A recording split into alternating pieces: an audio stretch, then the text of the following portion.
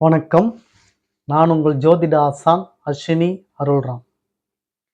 இன்றைய காலை பொழுதை அலங்கரிக்க வருவது உங்கள் கௌரி ஆன்மீக சேனல். இந்த காலை பொழுதில் முதலாவதாக நாம் பார்க்க இருப்பது பஞ்சாங்க பலன்கள். இந்த பஞ்சாங்க பலன்களை ஏன் நாம் தினந்தோறும் உங்களுக்கு சொல்லுகிறோம் அப்படின்ற சந்தேகம் உங்களில் சிலருக்கு இருக்கலாம், இல்லாமலும் இருக்கலாம். இருப்பினும் சொல்வது நமது கடமை, சொல்லிவிடுகிறேன்.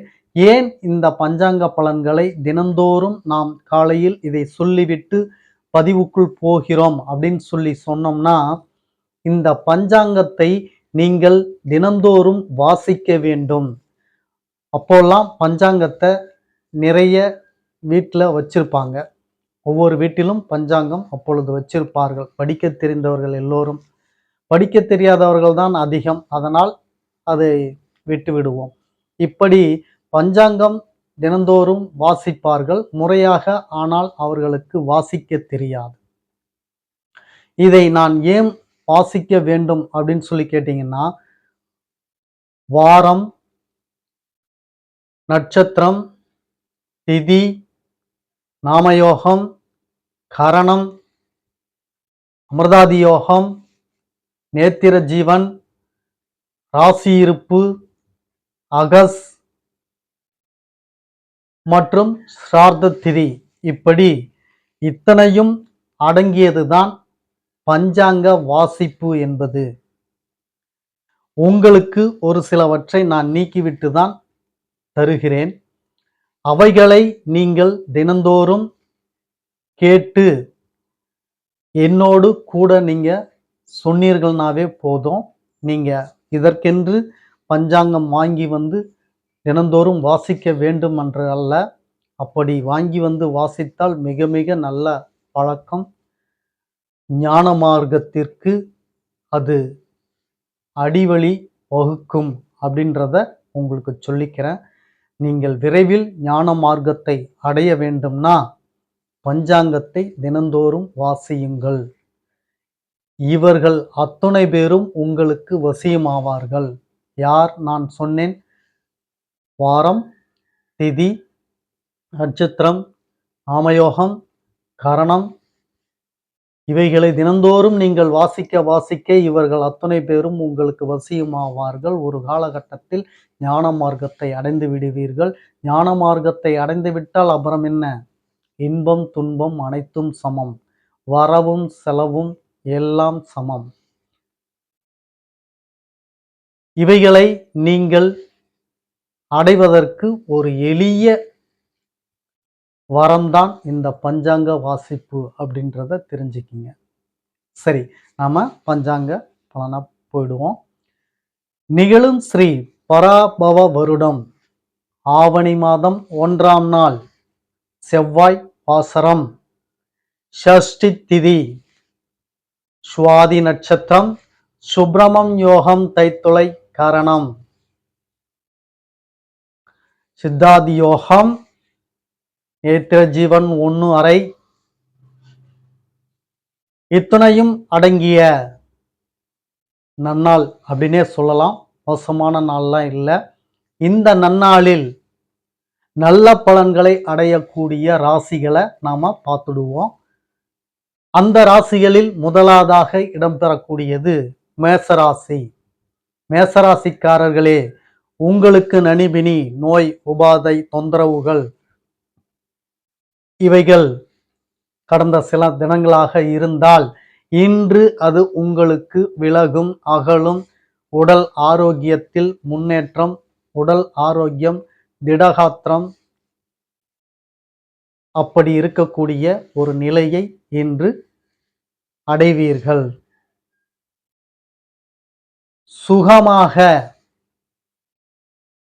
கணவன் மனைவிக்குள் இருந்த விரிசல், வெறுப்பு, கருத்து வேறுபாடு இவைகள்லாம் நீங்கி அந்யோன்யமும் காதலும் அங்கு நிலவும். அதுபோல தாய் வழி உறவுகளால் ஏதேனும் ஒரு தகவல்கள், செய்திகள் உங்களுக்கு வரும்.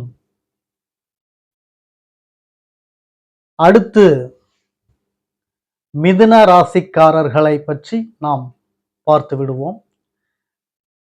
மிதுன ராசிக்காரர்களுக்கு இந்த நாள் ஒரு சிறப்பான நாள் அப்படின்னு சொல்லலாம்.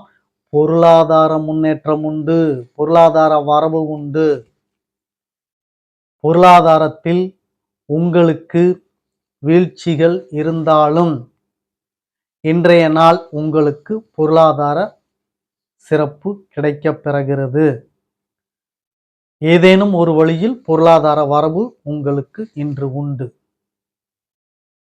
அது மட்டுமல்லாது மனமகிழ்வு, மனநிறைவு, சந்தோஷம், மனதில் இருக்கக்கூடிய ஒரு பாரம் அகன்று இன்றைக்கு நிம்மதியாக இருக்கிறேன், விசாலமாக இருக்கிறேன் அப்படின்ற ஒரு நிலையை ஏற்படுத்தி தரும்.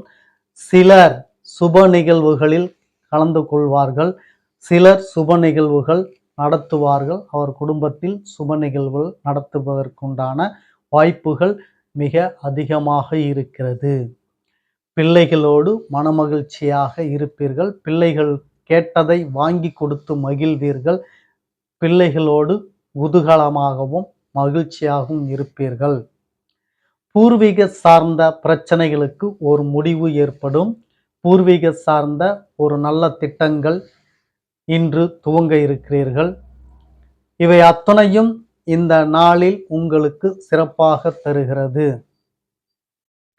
அடுத்து கன்னிராசிக்காரர்களே,